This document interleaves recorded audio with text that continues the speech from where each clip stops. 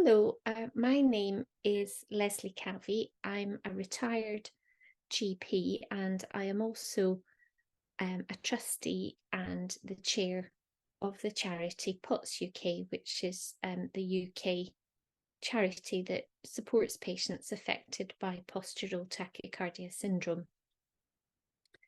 We've had an increasing number of requests from universities to provide some information, training and resources to guide staff members who encounter patients with PoTS. This might relate to the COVID-19 epidemic, which resulted in long COVID, and as you may be aware, many patients with long COVID have PoTS.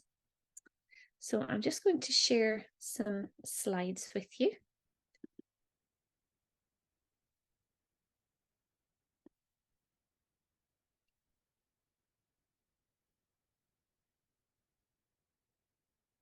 Now, during this video, we're going to have a short quiz.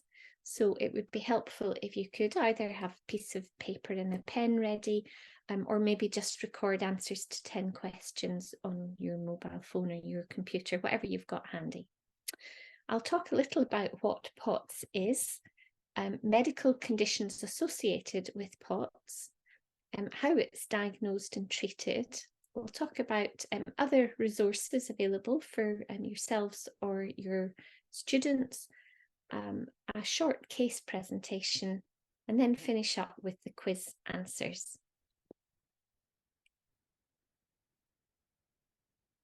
So all these questions have a yes or a no answer to them. Number 1, males and females are equally affected by PoTS. Yes or no? Number 2, the 3 most common symptoms of PoTS are fatigue, palpitations, and lightheadedness. Number 3, the mean time from symptom onset to diagnosis in the UK is 18 months. Number 4, the tachycardia, that's the increased heart rate when standing upright in people with PoTS, is caused by anxiousness or anxiety. Number 5, PoTS patients are usually dehydrated, yes or no?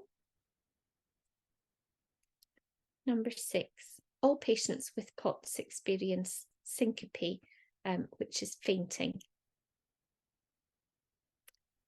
Number 7, PoTS causes a wide range of disability severity.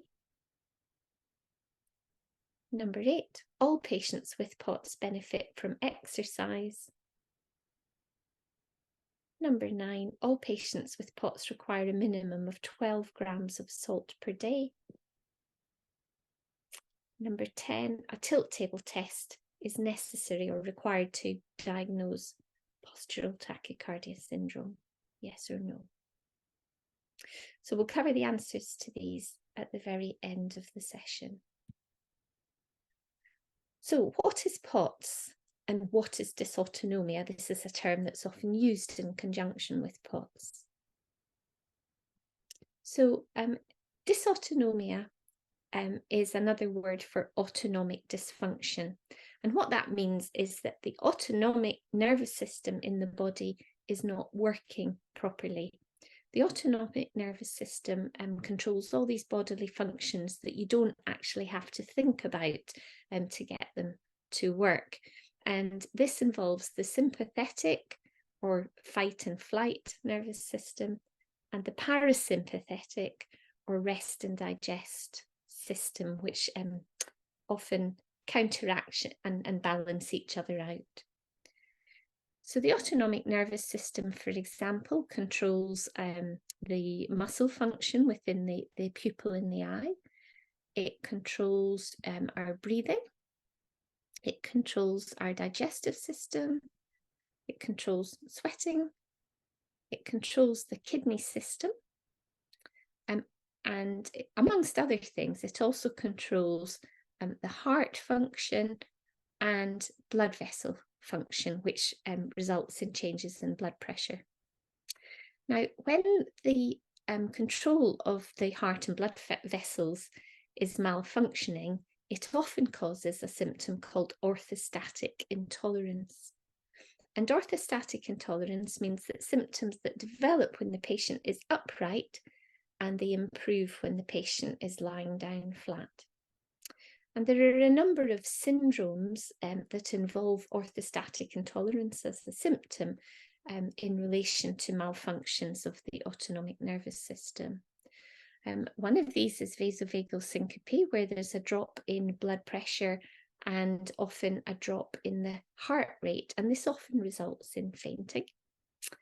PoTS, which involves a persistent increase in heart rate associated with these symptoms of orthostatic intolerance. There is orthostatic hypertension, which involves a drop in blood pressure, and then non-specific orthostatic intolerance, where patients have these symptoms but don't have any of the previous three syndromes that I've just described. Now, these symptoms of orthostatic intolerance are the typical sort of symptoms that you feel before you faint. So these are things like lightheadedness, nausea, difficulty thinking, sweating, and so on. Blurred vision, ringing in the ears sometimes. So what happens when a healthy person stands up? Well, a very large amount of the blood volume will drop from the chest cavity down into the abdominal cavity and limbs with gravity. But in a healthy person, the blood vessels will almost immediately narrow and they'll squeeze the blood back up to the heart and onto the brain. But in patients with PoTS and also in patients with vasovagal syncope and orthostatic hypertension or low blood pressure on standing, and this mechanism of blood vessel narrowing doesn't work properly, and blood tends to pool or collect in the lower abdominal cavity and in the arms and in the legs when the patient is standing up. This means that less blood gets back up to the heart races to try to compensate for this lack of blood. It's unable to pump sufficient blood around the body, and often adrenaline is released to try and raise the blood pressure to compensate for this problem. There's a lot of overlap between these syndromes of orthostatic intolerance. You often find that patients with vasovagal syncope, fainting, are sort of fairly well in between episodes, but then can have sometimes quite catastrophic faints. Whereas people who have PoTS and orthostatic hypertension or low blood pressure on standing, they can have symptoms every single time they stand up. And in some patients who are more severely affected, they can even have symptoms every time they sit up. And this inadequate narrowing of the blood vessels results in patients having a relatively low blood volume. So although they've got enough blood for a normal person, a healthy person on board, because of their blood vessels being unable to contract, it means that the capacity of the blood is too small for the capacity of the blood vessels.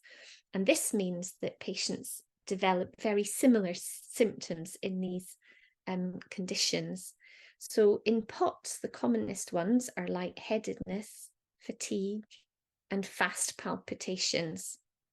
But patients also in all these conditions can experience fainting, chest pain, sweating, visual disturbances, greying out, or it might be a kind of glare. They often get a tremor and shakiness, headache, especially when they're upright, difficulty thinking or brain fog. This is probably one of the most disabling symptoms of PoTS. And unfortunately, after it's happened, when somebody's upright, even when they lie down, often the brain fog doesn't go away for some time, sometimes hours or even days in a really bad episode. and hearing disturbances that I mentioned earlier.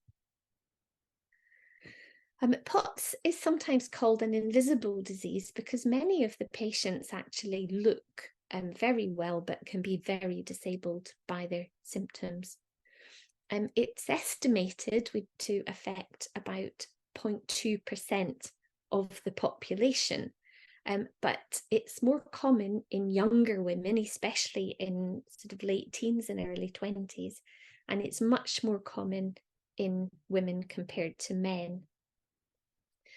And if you think about it, in a university population, this very often consists of the people who are most, these younger people are more commonly affected by PoTS. So the percentage of university students that are affected is going to be much higher than that in the general population. The disability caused by PoTS can be very variable. I mean, some patients with a few adjustments can just get on with their lives and be relatively symptom-free. But unfortunately, many are not so lucky. And the disability has been calculated to be equivalent to that of heart failure or chronic obstructive pulmonary disease, which are quite severe conditions that tend to affect much older people. About a quarter of patients are wheelchair users, and this doesn't mean that they're all in the wheelchair all the time. Sometimes they only have to use the wheelchair where they would normally be standing, for example, in queues or in situations that it's difficult and where they might feel very lightheaded or faint. And some people do have to use wheelchairs all the time. And 50% of children are off school in the long term when they're affected by PoTS. It's very important to diagnose PoTS because, as I said, it causes significant disability, but if you can pick up on it and treat it appropriately, then 80 to 90 of people will significantly improve with treatment. PoTS is very commonly misdiagnosed. About half of patients in a survey that we undertook in recent years were given a psychiatric label for their physical symptoms. And these psychiatric misdiagnoses included anxiety, panic disorder, depression, and hypochondriasis. But studies have shown that psychiatric problems are actually no more common in PoTS patients than they are in the general population. PoTS patients are sometimes misdiagnosed with vasovagal syncope. It's quite common to find it in chronic fatigue syndrome. And because often people don't know a lot about it, they don't know what to look for, and because the symptoms are very sort of non-specific, in other words, they can occur in a lot of different conditions, it takes a long time for a patient to be diagnosed. And in our survey, the average time from symptom onset to diagnosis was 7 years. And a phrase has been coined in the USA to describe the impact that this long wait to a diagnosis with constant psychiatric labeling causes in patients. They called it post-traumatic misdiagnosis disorder. And I think that that's a really good term to describe this phenomenon. So PoTS is not a completely new condition. It was only described and defined formally in 1993, but there's been records of a condition that most experts will consider to be PoTS, going back even to the American Civil War, when it was described by Da Costa, when he named it after himself, Da Costa syndrome. And it was also described in this article in 1915 by Sir James Mackenzie in the British Medical Journal, when soldiers were being discharged from the army during the First World War with this condition, where they looked okay when they were lying down in bed, but when they were up and about, they were lightheaded, fainting, they had puffy hands, red hands and feet, and they found it very difficult to exercise. So how is PoTS diagnosed? Well, as with many things in medicine, the history is the key to diagnosis. It's very important that detailed questions are asked of patients, particularly looking for these symptoms when patients are upright that can improve when they're lying down. And when you examine patients with PoTS, you often see this phenomenon called acrocyanosis. And this means that when a limb is dependent, an arm or a leg, after a few seconds, it can become very sort of purple and puffy. And the same happens in the feet. And you can see in these two pictures where one limb has been hanging down and the other's been horizontal, and they're just put together for the photographs so you can compare. And you can see this is all the blood collecting when the patient's standing upright in the lower limbs. It's important to exclude conditions with similar symptoms, such as anemia and thyroid problems and some heart problems as well. And particularly in the setting of COVID and long COVID, patients often have quite cardiac, heart-sounding symptoms, and often they have to have cardiac investigations to rule out other problems. So PoTS can be diagnosed relatively simply. The patients have to have the right symptoms over 3 to 6 months. And then they can have something called an active stand test in, for example, a GP surgery or a hospital clinic. The patient lies down and has blood pressure and heart rate recorded. And once they're settled, they're stood up against a wall or a chair. And they have to be observed carefully because occasionally they'll faint. They have their blood pressure and heart rate recorded every couple of minutes for 10 minutes. Sometimes a tilt table test is used, and that involves a bed with a foot plate and the patient's tilted head up to about 70 degrees. And then there's a machine that continually records their heart rate and blood pressure. And I mentioned that there are medical conditions associated with PoTS, and it's really important that these conditions are sought as well, because they can be very important to the patient. And this is what you see when a patient has PoTS. So on the right-hand side here, we have a healthy control. And this is the tilt table, and it's tilted head up. And you can see here that this is the blood pressure, and the blood pressure remains relatively stable. And it's normal for your heart rate to go up by 10 to 20 beats per minute when you're standing upright. In this tracing, this is the PoTS patient, and you can see where the head of the bed is tilted upright here. And typically the blood pressure becomes very unstable. And you can see here that the patient's heart rate rockets up to about 190 beats per minute. And then as soon as the head end of the bed is put down, the heart rate comes back to normal. And so to have PoTS, a patient has to have frequent symptoms of PoTS, that's the symptoms of orthostatic intolerance when standing. They need to have an increase in heart rate of 30 beats per minute, and that is normally, it stays high throughout the standing time. In teenagers, it's actually 40 beats per minute that they should have a heart rate increase of. And they should not experience a drop in blood pressure, but some patients with PoTS do also have vasovagal syncope, they also faint. So these are the conditions that are associated with postural tachycardia syndrome, sometimes called comorbidities. The hypermobile form of Ehlers-Danlos syndrome, or hypermobility spectrum disorder, is the most common one. Patients have very flexible joints in addition to a number of other problems. And this is often actually, hypermobile EDS is often misdiagnosed as fibromyalgia. Some patients also have chronic fatigue syndrome. In some studies, up to a quarter of patients with chronic fatigue have PoTS when it's looked for. It's much more common in autoimmune conditions. Sjogren's is one where patients have a dry mouth and dry eyes, in addition to a lot of other problems.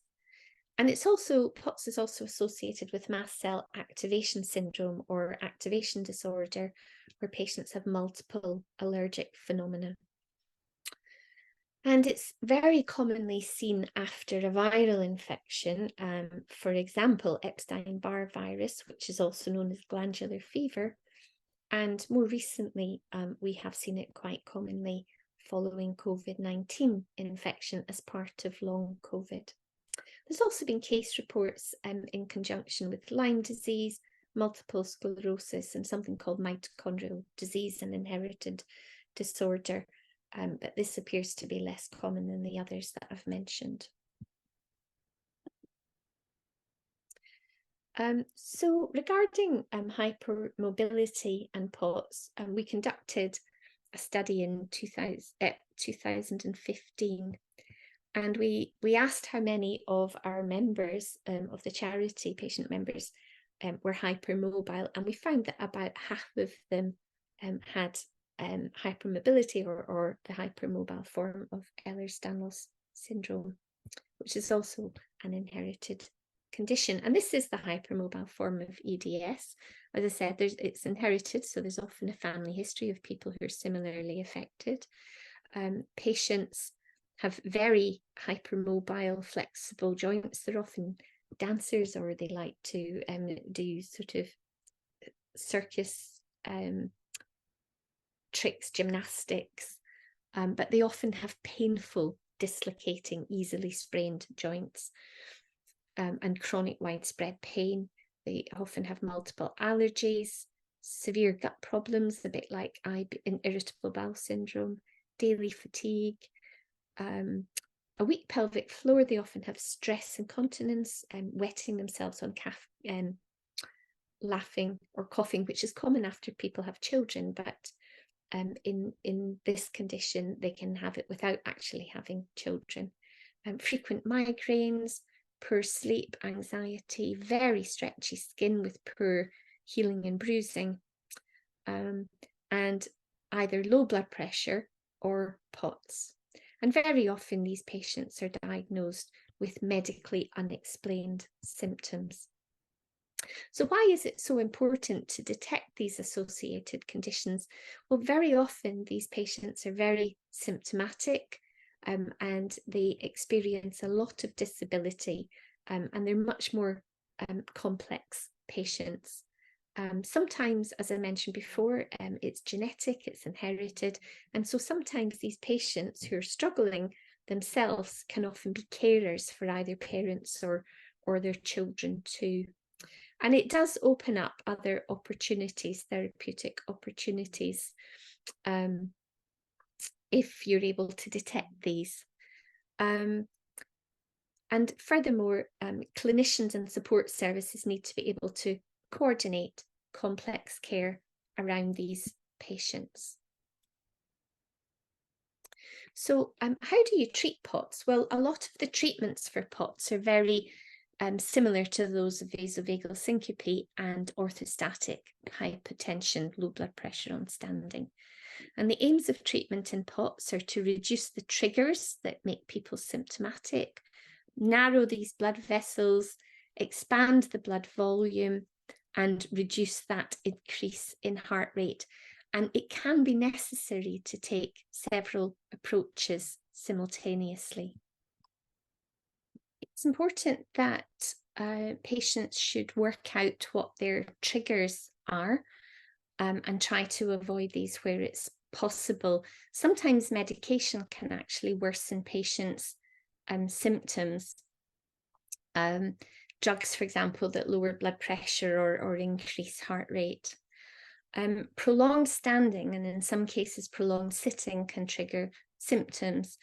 For example, queuing to go into classrooms or queuing when traveling can be a problem. Or, for example, if somebody has to stand up to deliver a lecture, that might well make them quite symptomatic or faint. Excessive heat can be problematic, and alcohol, which dilates blood vessels, can also worsen symptoms. Heavy meals that are rich in refined carbohydrates, such as pizza and pasta, tend to divert the blood to the gut and away from the heart and brain, and that can really exacerbate symptoms for some patients. And of course, that's often the sort of diet that a lot of students enjoy. It's important that patients drink plenty of fluids because although their blood volume is effectively normal, it's too small for their blood vessels and they have to expand it. So they often are told to drink 3 litres of water a day, and even more if they're exercising or if they're in a warm environment. And that is in an adult. In younger, smaller patients, they may get away with drinking less. You want to boost your fluids before rising in the morning, because people are often dehydrated overnight and more symptomatic when they get out of bed. So often having a litre or half a litre of water at the bedside and drinking that and then waiting half an hour to an hour before getting out of bed can be useful. And rapid water drinking is useful in an emergency. If patients think that they're going to be symptomatic, then if they drink 2 glasses of water quickly, then virtually within a minute or two of it reaching the stomach, that seems to raise the blood pressure and reduce heart rate and reduce symptoms. It can be useful for people to drink out of one of these sports bottles so that they know how much they're actually having to drink. And there are quite useful apps available that record how much fluid that you've had. And once you've reached your target, they give you a nice little fanfare to know that you have had sufficient fluids that day. Patients are usually told to have extra salt. Most people have about a teaspoon of salt a day in the UK, so they have an extra teaspoon of salt. But there are some situations where people have high blood pressure or kidney disease, heart disease, or in children, sometimes they can't have salt, or you have to be very, very cautious with the amount of salt you take. There are a number of diets have patients report as finding helpful in PoTS. I've already mentioned avoiding lots of carbohydrates, rich meals. Patients often feel better if they eat low GI foods. That's often the more sort of brown, fibery, healthy foods where the carbohydrate gets absorbed more slowly into the system. And there are a number of other diets there too. But they often tend to be quite expensive and not something that students can readily afford. And also there hasn't been a lot of research to back up some of the diets that have been suggested. It's just patient experience that says that they've been beneficial. Certainly a lot of patients seem to find eating small meals very often is much better for them, so they might eat half as much but twice as often, so they'll be having about 6 meals a day. Often exercises are recommended for patients in the horizontal position, because when they exercise upright, they tend to be much more symptomatic. This exercise has to start often at a very low level and be graduated often over weeks or months. And patients often feel much worse while they're undergoing this exercise program. And, you know, it can actually wipe them out for a day or two. So if you're trying to study or work, sometimes that can be quite impossible when you're undergoing this sort of treatment plan to, you know, over such an extended period of time. Patients often start with Pilates, swimming, moving on to recumbent exercise, biking and rowing, and then eventually some can graduate onto brisk walking. However, patients sometimes get such severe fatigue and increase in their symptoms that you know, you can't recommend this for everybody, and if they're going to undertake this sort of exercise program, they really ought to have it under a knowledgeable physiotherapist or exercise specialist who has experience and knows what they're doing. It's also very important that patients pace their activities. If they try to do too much in one go, then they can often be wiped out for hours or even days afterwards. And obviously that has significant impact when you're trying to study or work. Compression has been shown to be helpful, particularly when it's full length up to the waist. In other words, waist-high tights. It's often the abdominal and pelvic compression that is more successful than the compression that you would get, for example, with flight socks. But these, certainly the tights are not very aesthetically pleasing, and some patients prefer to use some of the compression sports clothing, but there are issues with it. It can be really quite uncomfortable if it's not properly fitted, and it can make the people who are wearing them overheat. There are some tricks for temperature regulation in a hot environment, and some patients have ice jackets, but obviously you need an access to a sizable freezer to be able to use the ice jackets. And then there are cooling towels that you wet, but once you wring them out, they don't feel wet, and then they evaporate and keep people cooler. And obviously things like air conditioning and room fans can be necessary as well, portable fans. In an emergency situation, particularly if a patient has fainted and is not in a position to tell you what's happening, then medical alerts can be very useful. There's actually a website called Stickman Communications, and they have lots of little cards and bracelets and other sorts of trinkets for people with a variety of disabilities, and they're quite entertaining as well as very useful. PoTS UK have some medical alert cards as well, and you may well know that you can also set up an emergency contact on a mobile phone, and you don't need to have the patient's code to access the phone to be able to access their medical information or their medical contacts. Sometimes CBT can be helpful for patients who, for example, are having difficulty, having been very well, suddenly adjusting to having a long-term disabling medical condition.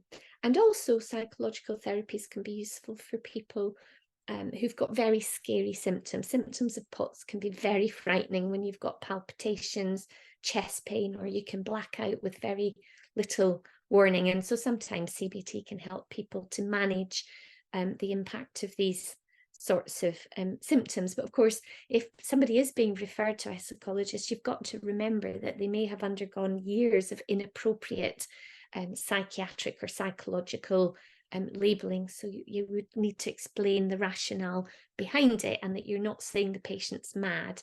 And that's why that you think that a psychologist might be able to provide them with some support. Where these lifestyle measures have not improved patients' symptoms, there are a variety of medications that can be used, but unfortunately all of them are unlicensed for use in PoTS. And what that means is that they often have to be provided by a specialist, or sometimes patients can't access them at all. And for example, somebody might be attending university, but they might have to keep traveling back to their home or back to the city where they saw their specialist in order to receive their prescription and have their medication. There has been a bit of a vogue for intravenous fluids, maybe once or twice a week.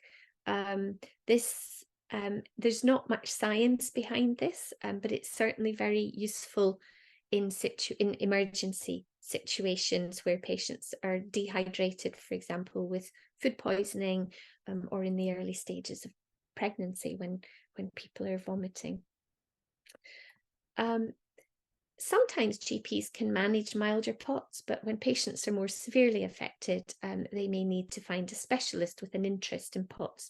Unfortunately, there aren't very many in the UK. We do have a list on our website, but as I mentioned previously, it may be that your students will have to travel some distance.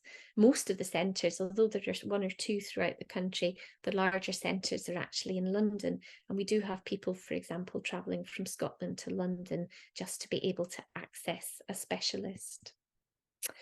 And it may be that there are other specialists involved too. Very often the PoTS specialists are in cardiology, or they're neurologists, or they might be medicine for the elderly consultants. Although the patients are young, the medicine for the elderly consultants traditionally had the tilt tables, and so they were the ones that were able to diagnose. So some often have a clinic with older people, and then they'll have a little group of the younger PoTS patients that they're also managing.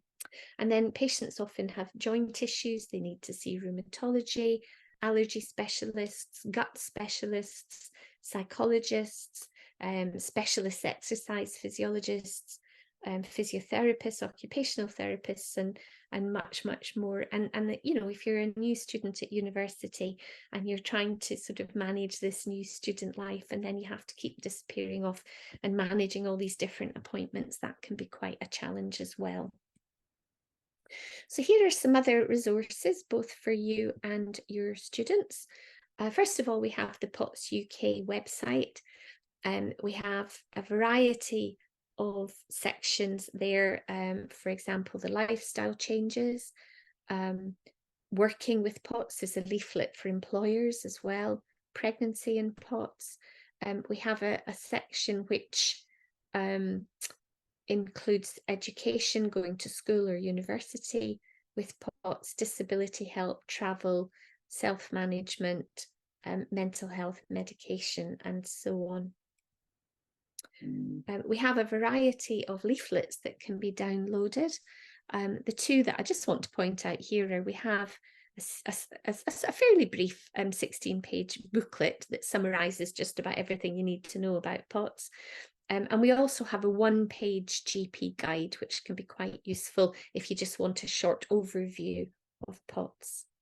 We have a page of stories provided by people who've been affected. Some of them will describe their challenges, either in getting to university or while they're at university. And patients often find that they can relate to and get a lot of support from these stories.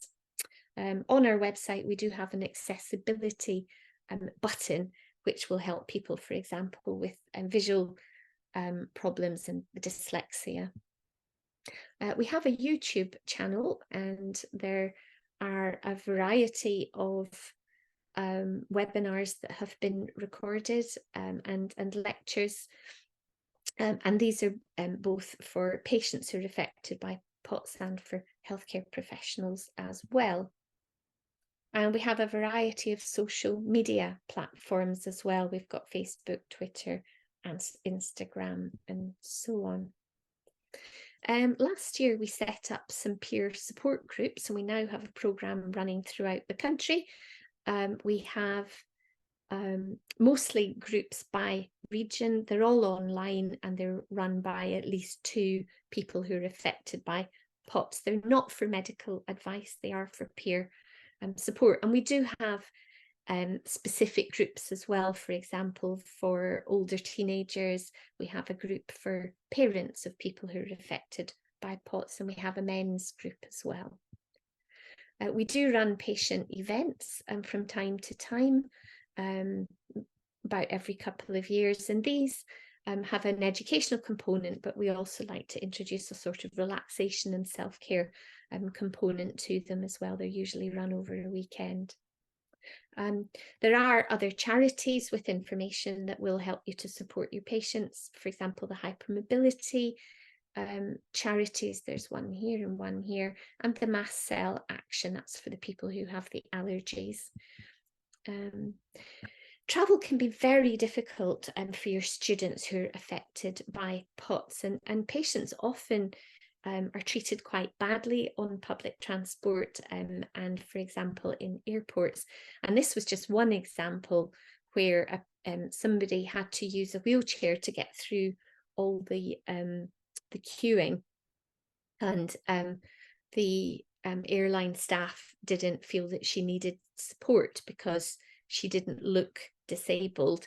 And you sometimes find that when people navigate the queues and so on in a wheelchair and then get out of their wheelchair and walk up the steps to the aeroplane, onlookers are really not happy about it. They think they've been faking it because they don't understand that people with PoTS can often walk. Not always, but often, because the activation of their calf muscles helps to pump the blood around their body. But as soon as they stop activating their muscles and stand still, that's when they become very symptomatic. So they need the wheelchair for queuing, for example, but they, they don't need it to walk a short distance. And you may be aware that there is a system in the UK airports where you can wear a sunflower lanyard, and that will alert the staff to the fact that you've got a hidden disability, and they will help you with things like queuing if you explain to them. And you can get these lanyards online, and you can also, and I think there's a link on our website, and you can also get them at the disability desk at most of the airports when you arrive. There are apps to help people, for example, travelling on the underground for step-free access if you have a wheelchair or other difficulties with stairs. And both the London Underground and other regional networks often have badges and cards that say, please offer me a seat, for people who are not obviously disabled but can't stand up. Scope is a charity for equality for disabled people. They've got lots of useful information on their website, and this is just one section that I thought was quite interesting. It gives you the language that you can use to help you if you need to ask somebody for a seat when you feel that you can't stand. For people who mostly can be upright but occasionally need help with things like queuing, there are portable seats available.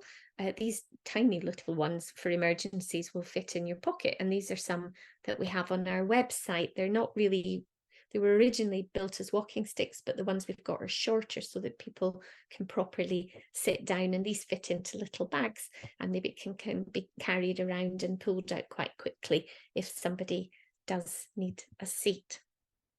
However, it's important to remember for your students that if there are situations where there has to be a lot of queuing or sort of hanging around, if you've got some chairs available for people to sit down in, then that's a lot easier than having to sort of haul out walking sticks and try and balance on these things in an emergency situation. So I'm just going to describe a short case history. This is a 19-year-old young lady who went to university to study history. She'd actually been unwell for about 3 years with no diagnosis, and when she was in sixth form she only made about half her classes and unfortunately had to spend quite a lot of time unwell in bed. But she did receive a diagnosis of PoTS and hypermobile EDS at the age of 18. She also had quite severe gut problems and multiple allergies. Her main symptoms were recurrent lightheadedness when she was upright, fatigue, which would last for hours even after she'd laid down, brain fog, nausea, abdominal pain, recurrent vomiting, frequent migraines, and recurrent back and knee pain. Despite all these difficulties, she was able to concentrate enough to do a lot of her A-levels independently, studying from her bed and being supported by her school to do this. And she did obtain sufficient grades to be able to go to university. The first year went reasonably well. She just had some extra support from her parents, and at that point she liked to keep everything as normal as she could. She didn't actually consider at that stage that she had a disability, although she had quite a lot of challenges. She was only able to concentrate for about the first 30 minutes of every lecture, and she was very lightheaded when she was queuing to get into lectures. and this would provoke fatigue, brain fog, and that would last throughout the rest of the day. She, unfortunately, her main university department was flooded, and her tutorials were moved to a new place at the top of a very long hill. There was no public transport there, and this occurred for a few months. And so once she had walked there, she was very dizzy and very fatigued and really very unwell for the rest of the day. She struggled to carry her books because of all her musculoskeletal problems to and from the library. And at times she would faint when she was queuing to get into the lecture theatres and classrooms. And by year 2, she was actually starting to miss some lectures and tutorials, and sometimes she would have to spend the whole day in bed. She started to miss deadlines for projects and for essay submissions. And she struggled to sit for 3 hours in an exam hall. They were often hot. She wasn't allowed to eat during the exams, and she was one of these people who needed to eat small meals and often, and toilet breaks were actively discouraged during exams. And so gradually her exam and her project marks began to fail, and she was reprimanded by her tutor for not trying hard enough. She was under a specialist and had actually tried many medications by the time she was in second year, and ended up on daily injections, but they had to be kept in the fridge, and there was no fridge in her shared flat to store them, not sufficient fridge space. And this all caused financial challenges. There were extra costs for the sort of diet that she was having to eat, for taxis where there was no public transport, and she was also having to travel across the length of the country to distant medical appointments from time to time. So eventually she did actually approach the disability department, and there were a number of measures were put in place through them in the academic department that did provide her with some help. She had to take a year out to improve her health, and they didn't charge her fees for repeating her year. The academic department were very supportive, and they actually knew somebody personally, one of the people there who had similar problems, and so they understood the fluctuating nature of PoTS. You know, so often patients can't predict when they're going to be poorly. They can be really well one day and absolutely floored the next. She was offered storage in the library, so she didn't have to carry the books back and forwards. And she was able to work in bed with her legs elevated when she didn't feel, when she felt particularly unwell. She obtained a portable stick stool, like I showed you, that did help with queues where there weren't seats, and she was also able to use it as a footstool to keep her legs elevated when she was working in the library. Her parents increased the financial support, and they helped to provide the taxis, a bit more of the food costs, and they also bought her a fridge for her room to store her injections. She was given longer deadlines when she was feeling unwell, and she was finally permitted to sit her exams by essay instead of in an exam room, and that was really helpful to her.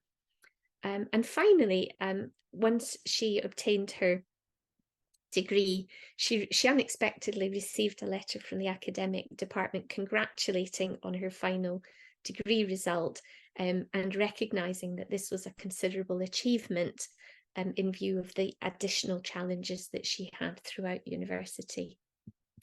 There were some things that didn't really help. For example, there were repeated requests for medical reports and medical evidence from the disability and the academic department throughout her time at university.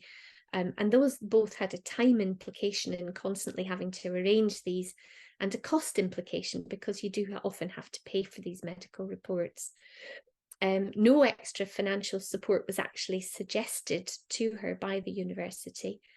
This was a little while ago. She didn't have any remote access to lectures when she was unwell.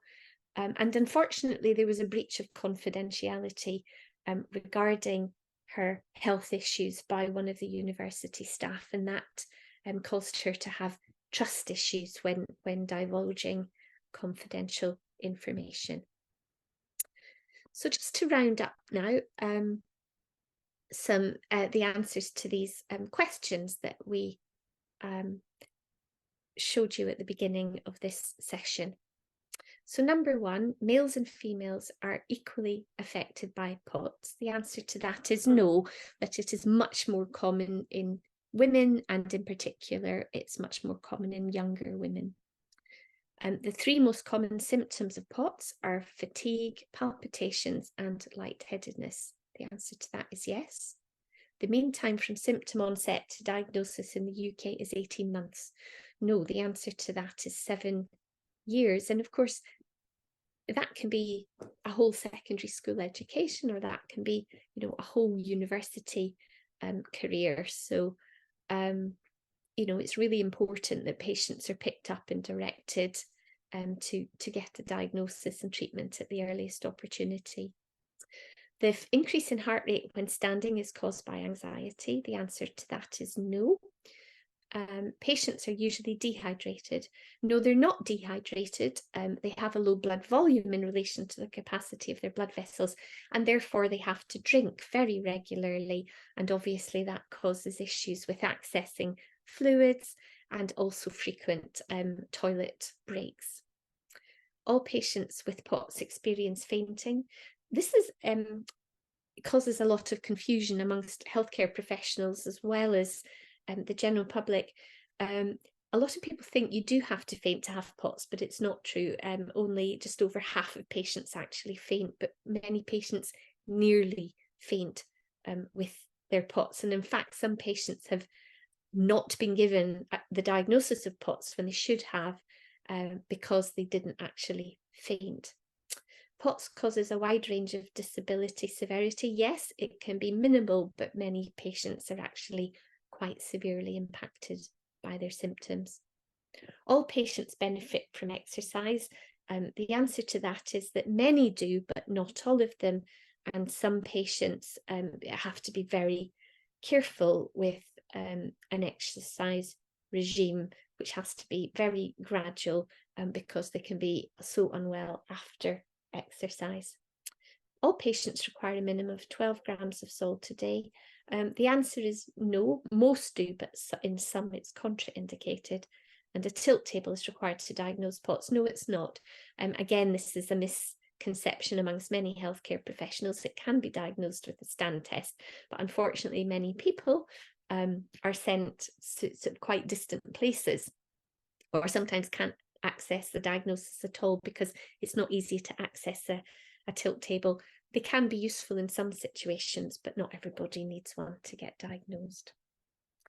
Okay, so on that note, thank you very much for listening. And if you've got any questions or you want any additional information about anything, then please do email info@potsuk.org and we'll do our best to help. Finally, I would like to introduce Georgina, who's going to describe to you her experience at two very different universities as a student with postural tachycardia syndrome. And she's going to tell you in a little bit more detail than I did some very helpful information about what you can do to help patients and what hasn't helped in the past, and resources that may also be able to support you or your patients.